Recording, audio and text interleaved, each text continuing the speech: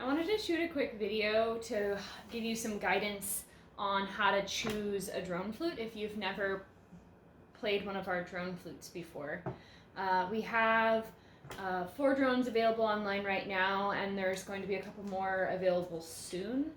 And you'll notice that I have both drones with holes on the right and left side of the flute, which is something that we hadn't done too much of in the past, but on this batch of drones I thought it would be really nice to offer basically both right and left-handed.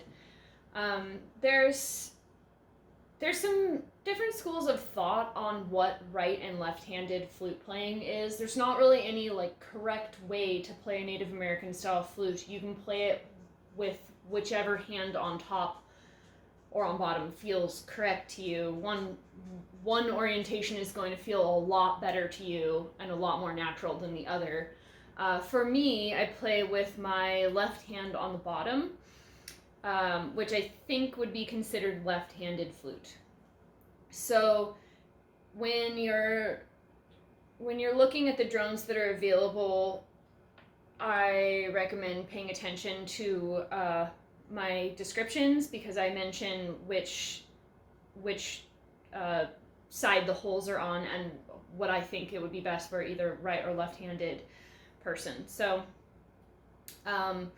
this one is a left-handed drone, so the holes are on the right side, which means that I have to reach across the optional drone side hole with my left hand while I'm playing it.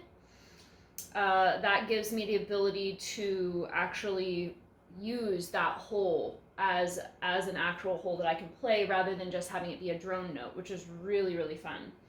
So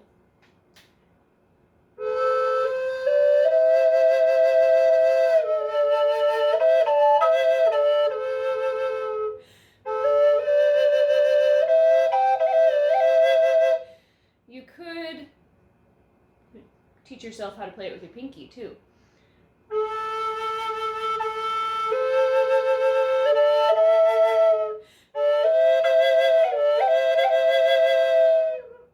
Would take a little bit of practice, but I think having that option is really, really cool. So you can see that I have, in the key of A, I have 2 currently available. One is left-handed and the other one is right-handed. And that's something to pay attention to. Another thing to consider is that the drones are going to be a little bit harder to play in general, just because they're a wider flute, and they do require more air to play them. It's not a tremendous amount more air, but you will definitely notice that you have to figure out how to time your breaths so that your song isn't constantly interrupted. Actually, it's a great gentle exercise for your lungs. Playing the flute is as well, but playing the drone with 2 air chambers in there is just a really great diaphragm and lung exercise. I was in a car accident about a year ago and had whiplash, and one of the things that was really noticeable was that I could barely play drone flutes at all when I had that injury. And it took actually months for me to build back the ability to play them, because they require a little bit more air and a little bit more breath control. That said, they immediately sound awesome when you blow through them, and they're otherworldly. They're just very special. So they're wider, and that's going to make them a little bit more challenging to play.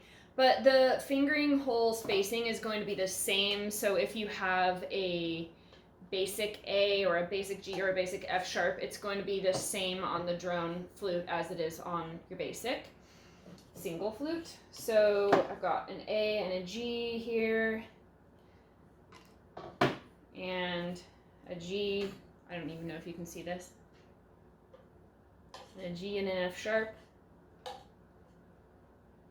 So just a little little something to think about. I hope you find that helpful.